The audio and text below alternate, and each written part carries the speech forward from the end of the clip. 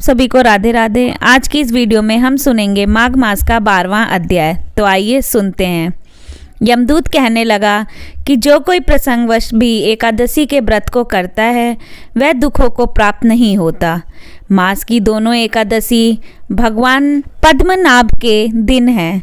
जब तक मनुष्य इन दिनों में व्रत नहीं करता उसके शरीर में पाप बने रहते हैं।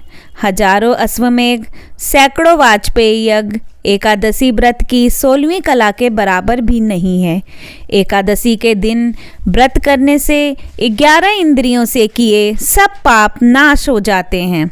गंगा, गया, काशी, पुष्कर, कुरुक्षेत्र, यमुना, चंद्रभागा कोई भी एकादशी के तुल्य नहीं है। इस दिन व्रत करके मनुष्य अनायास ही वैकुंठ लोक को प्राप्त होता है। एकादशी को व्रत और रात्रि को जागरण करने से माता पिता और स्त्री के कुल की 10-10 पीढ़ियां उद्धार पाती हैं और वह पीताम्बरधारी होकर भगवान के निकट रहते हैं।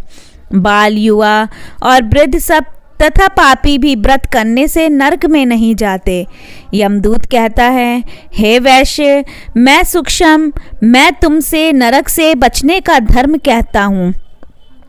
मन, कर्म और वचन से प्राणी मात्र का द्रोह न करना, इंद्रियों को वश में रखना, दान देना, भगवान की सेवा करना, नियम पूर्वक वर्णाश्रम धर्म का पालन करना, इन कर्मों के करने से मनुष्य नरक से बचा रहता है। स्वर्ग प्राप्त करने की इच्छा से मनुष्य गरीब भी हो तो भी जूता, छतरी, अन्न, धन, जल कुछ ना कुछ दान देता रहे।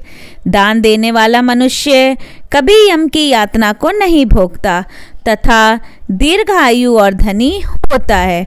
बहुत कहने से ही क्या, अधर्म से ही मनुष्य बुरी गति को प्राप्त होता है। मनुष्य सदैव धर्म के कार्यों से ही स्वर्ग प्राप्त कर सकता है। इसलिए बालावस्था से ही धर्म के कार्यों का अभ्यास करना चाहिए। तो यहाँ पे हमारा 12वां अध्याय समाप्त होता है।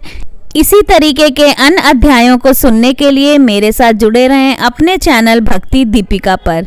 अगर वीडियो को पहली बार देख रहे हैं तो लाइक कीजिए, शेयर करिए और अगर चैनल पे नए हैं तो चैनल को सब्सक्राइब करिए, बेल आइकन दबाइए जिससे आपको आने वाली वीडियो की नोटिफिकेशन